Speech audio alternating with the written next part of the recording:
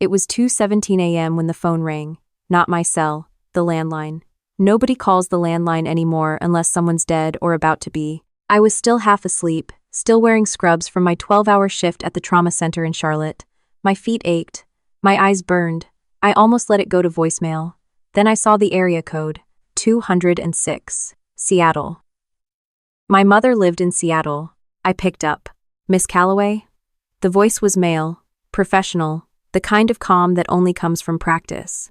This is Dr. Linden at Harborview Medical Center. Your mother, Patricia Calloway, was brought in earlier this evening. She sustained a traumatic brain injury consistent with a fall. She's currently in a medically induced coma. The room tilted. I grabbed the edge of the counter. A fall? She fell? That's what the paramedics reported, yes. Her husband called 911 around 8 p.m. He said she collapsed in the kitchen. Her husband. Not my father. My father died when I was 11. The man they were talking about was Ray Durbin, the guy my mother married 3 years ago after meeting him at a grief support group. The guy I never trusted. The guy she told me I was being paranoid about. I booked the first flight out, a red-eye through Denver that didn't land in Seattle until almost noon. The whole way there, I sat rigid in my seat, running through every conversation I'd had with my mother in the last 6 months. She'd been quieter than usual, slower to return calls. When I visited for Thanksgiving, she had a bruise on her wrist she said came from gardening. Gardening in November, in Seattle, where it rained sideways for 5 straight months. I'd let it go because she asked me to.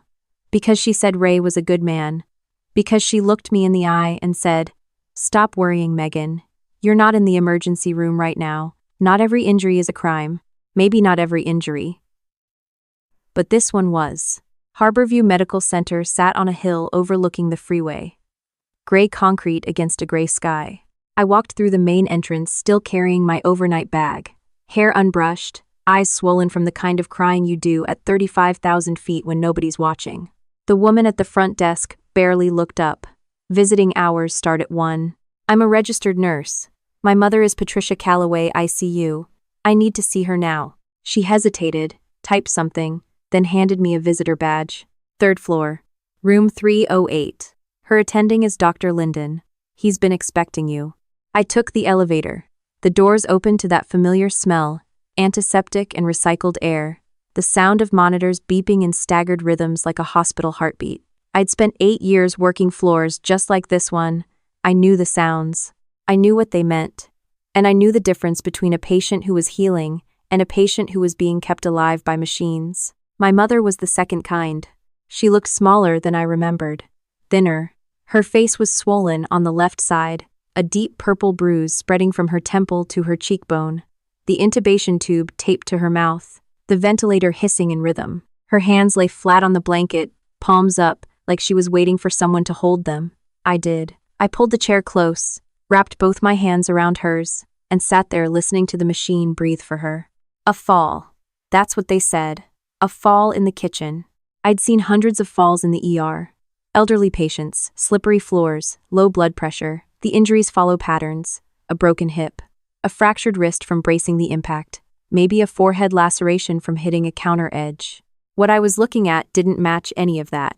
The bruising on her temple was concentrated, not spread out the way it would be from hitting a flat surface. The swelling was deep, layered, the kind that comes from repeated force, not a single impact. And her wrist, the left one, had faint marks I recognized immediately. Grip marks. 4 finger-width bruises on the underside, a thumb-shaped bruise on top. Someone had held her down. My stomach turned to concrete. Dr. Linden found me 20 minutes later. He was mid-50s, silver hair, glasses, the kind of doctor who still made eye contact when he delivered bad news. "Miss Calloway, I'm glad you made it. How bad is it?" He pulled up a chair. The CT shows a subdural hematoma. There's pressure building on the left side of her brain. We're monitoring it closely, but if it doesn't resolve on its own, we may need to operate. I pointed at her wrist. Did anyone document those marks? He looked. Then he looked again, closer this time. Those weren't in the initial assessment, he said slowly. They should have been. He was quiet for a moment. The paramedics reported a domestic fall. Her husband was present when they arrived. He gave a consistent account. He gave a story, I said. That's not the same thing. Dr. Linden studied my face. You think this wasn't accidental? I know it wasn't. I'm a trauma nurse. I've seen this pattern 100 times. This isn't what a kitchen fall looks like. He exhaled through his nose, long and controlled. If you want to file a report, I can connect you with our social worker and hospital security. I need more than a social worker, I said. I need her medical records. Everything since she started coming to this hospital. He hesitated. That requires authorization from the patient or their designated medical proxy. Who's listed as her proxy? He checked the chart. His expression tightened. Raymond Durbin, her husband. Of course it was. I left the room and walked to the end of the hallway, pressing my back against the wall. My hands were shaking. Not from fear. From the kind of anger that starts deep in your chest and spreads outward until your whole body feels like a loaded weapon. Ray had positioned himself perfectly. He was the proxy. He controlled the narrative. He'd told the paramedics what happened, signed the admission paperwork, probably smiled at the nurses and told them he was worried sick. Classic playbook. I'd seen it in the ER more times than I could count. The abuser who shows up with flowers and concern while the victim can't speak for herself. But I could speak. And I wasn't going anywhere. I went back to the nurse's station and asked for the charge nurse on duty. A woman named Denise, late 40s, sharp eyes, no-nonsense posture.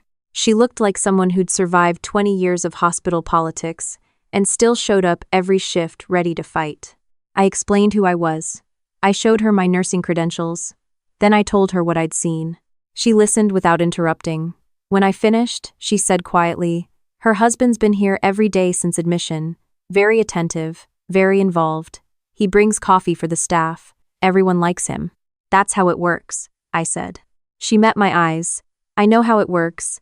I've just never had a family member walk in here and say it out loud." She pulled up my mother's records on the terminal. What she showed me made the floor feel like it was sinking. My mother had been admitted to this hospital 3 times in the past year. Once for a fractured rib, attributed to a slip in the bathtub. Once for severe dehydration and confusion, attributed to a stomach virus. And now this. Each time, Ray had been the one to bring her in. Each time, he'd provided the explanation. Each time, the discharge paperwork was signed by the same attending physician, a Dr. Ansel Beck. "I don't recognize that name," Denise said, frowning. "He's not on our current staff." I stared at the screen. "Then who signed those forms?" She scrolled through the records, clicking open each discharge summary. Same signature, same physician ID number. But when she cross-referenced it with the hospital's credentialing system, the result came back empty. "That ID doesn't exist in our database," she said. Her voice had changed, harder now. "Someone forged those records," I said. "Or someone with access to the system created a ghost account." She looked at me. "This is way above my pay grade. I'm calling security and risk management." While Denise made her calls, I went back to my mother's room. I sat beside her, listening to the ventilator, and pulled out my phone. I started searching. Ray Durbin, age 52. He told my mother he was a retired financial consultant from Portland. Widower.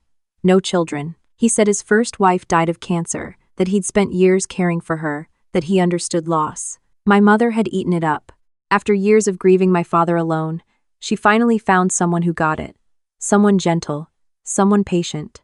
I searched his name through every public records database I could access. Property records, court filings, marriage licenses. What I found made me go cold. Ray Durbin had been married 3 times before my mother. Not once, like he'd claimed. 3 times.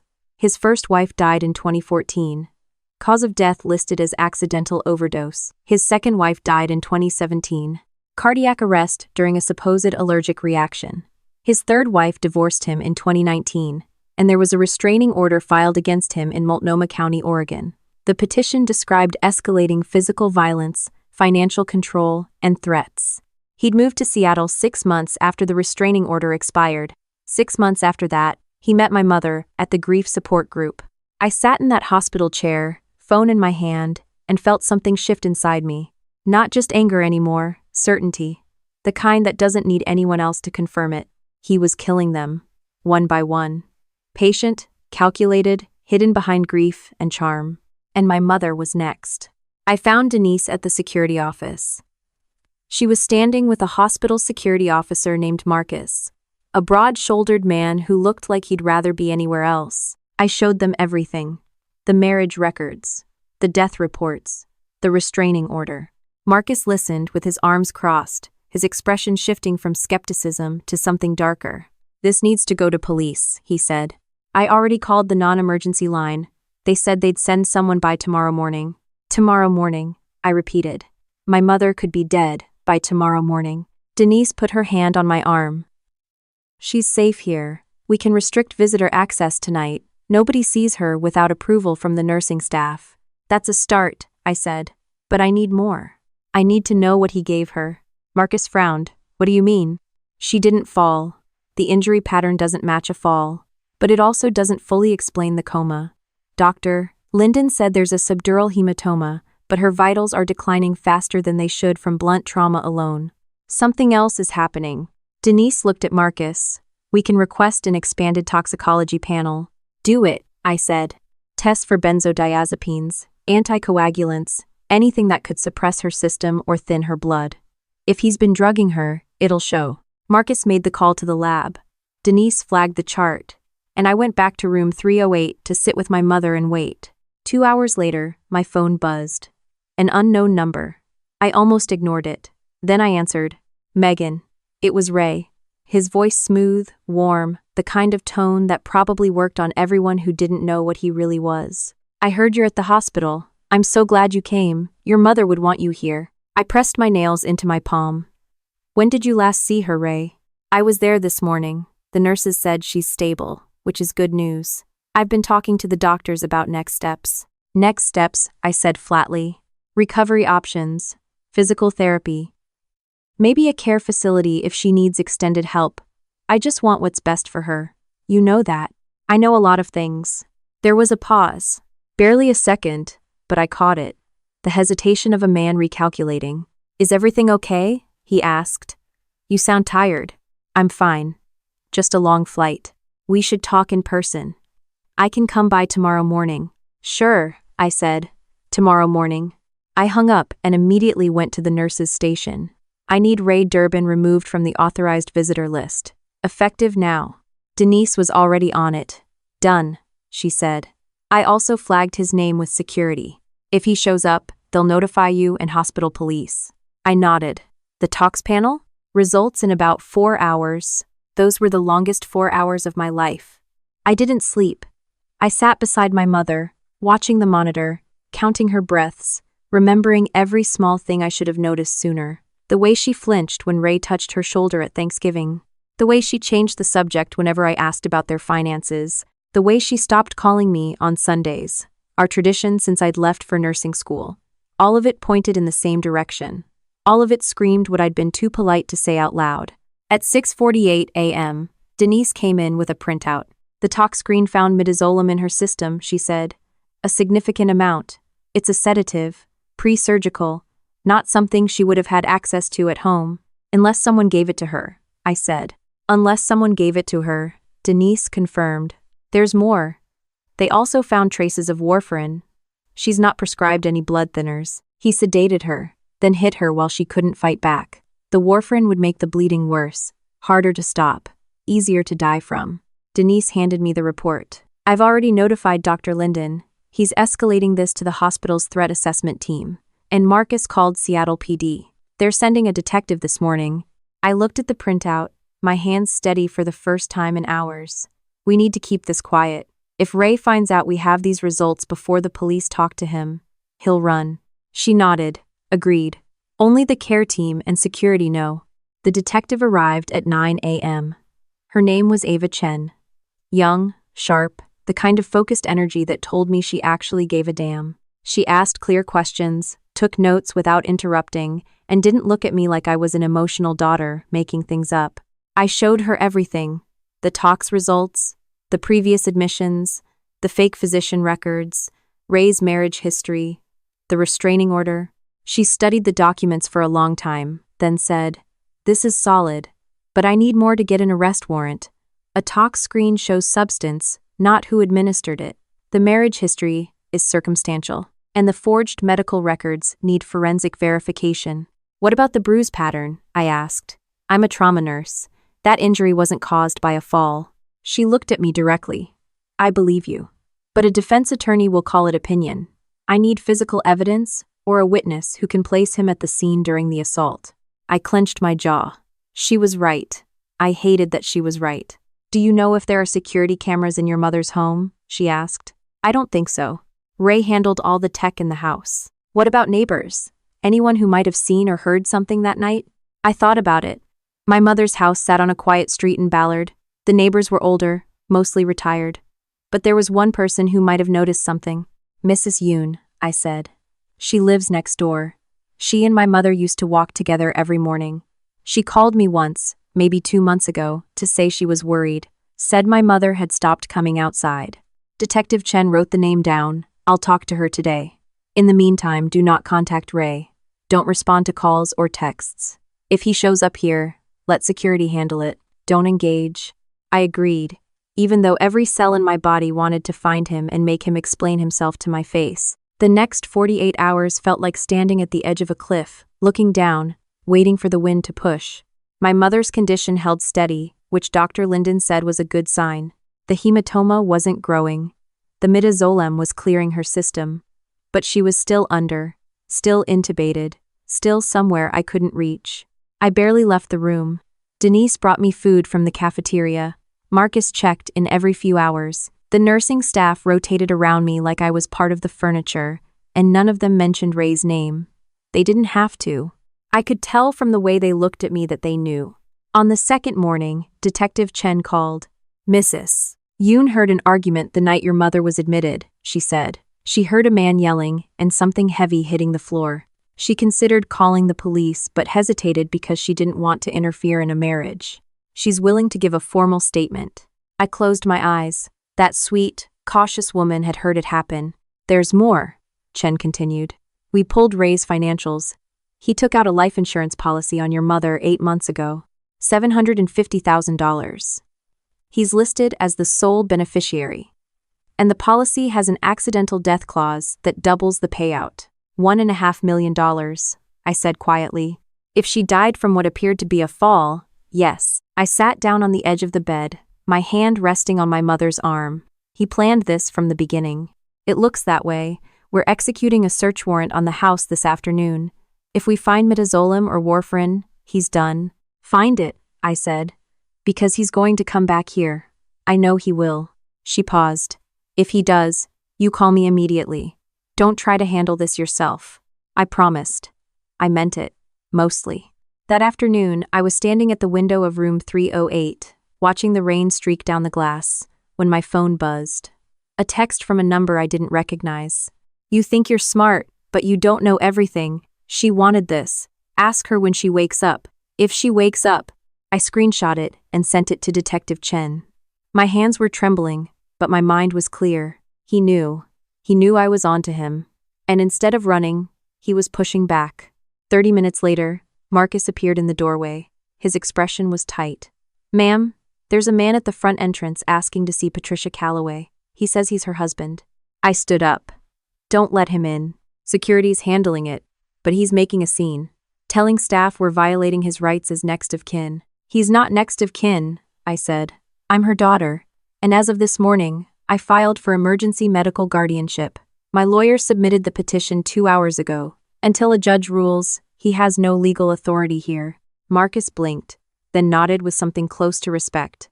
I'll let the team know.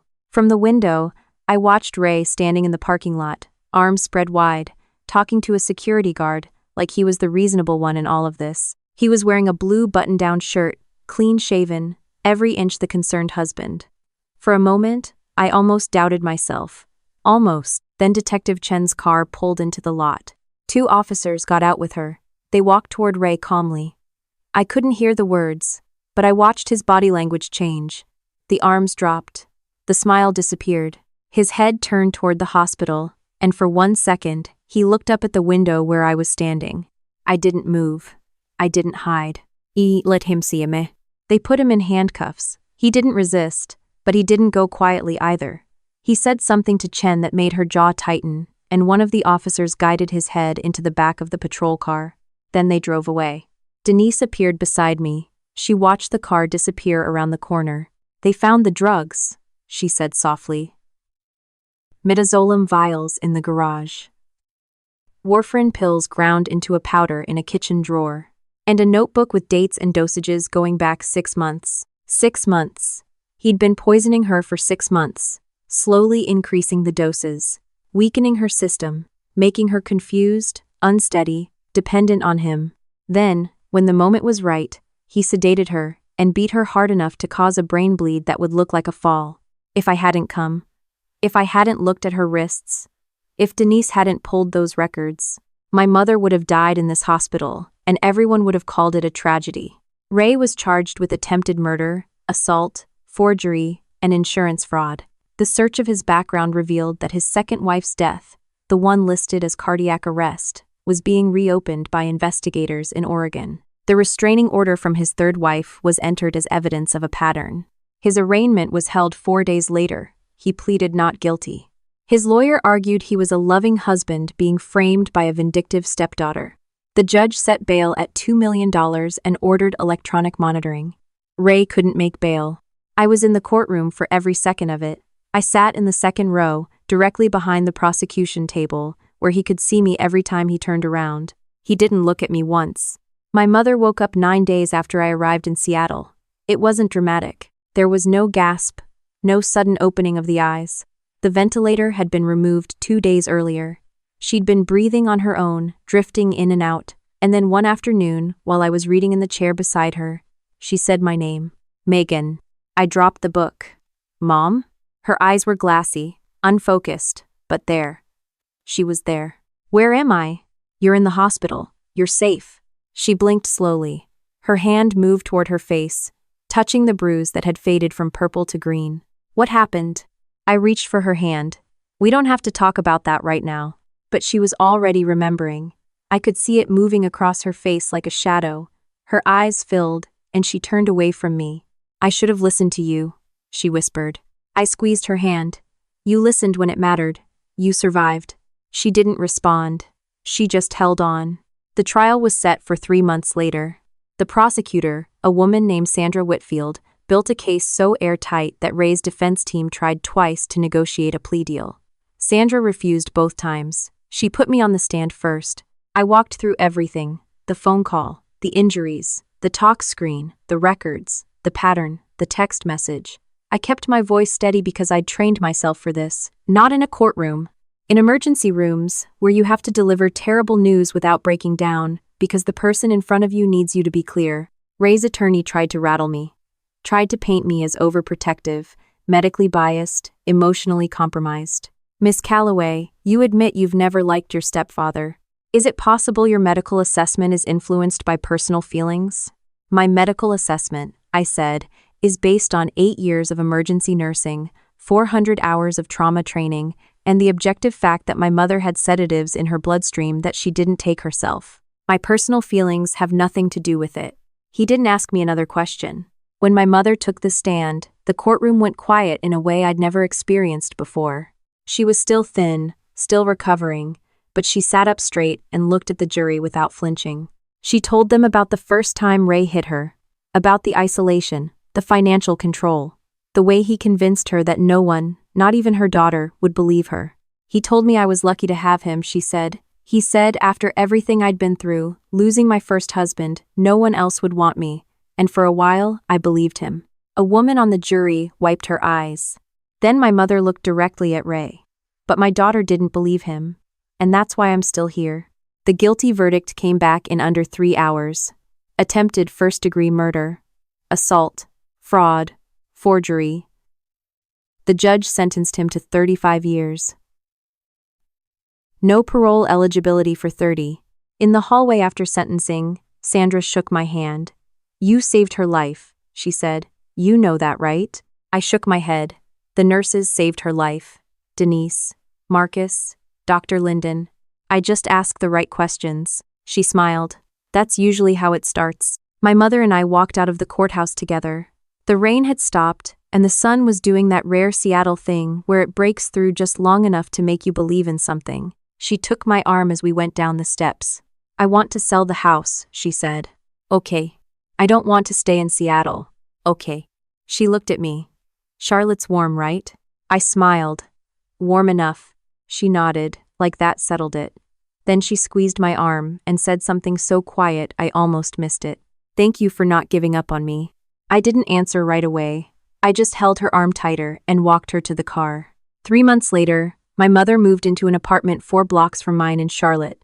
She joined a real support group, one vetted by a licensed therapist. She started walking again every morning, sometimes with me, sometimes alone. She got stronger. Not just physically, but in the way she carried herself. The flinching stopped. The apologies stopped. She started calling me on Sundays again. One evening, she came over for dinner and brought a bottle of wine I couldn't afford. I want to do something, she said. For other women. Like what? She set her glass down. When I was in that house, I kept thinking, if someone had just asked me directly, "Are you safe?" I might have told the truth. But no one asked. Not the doctors, not the neighbors, not even you, until it was almost too late. That hit hard, but she was right, she continued.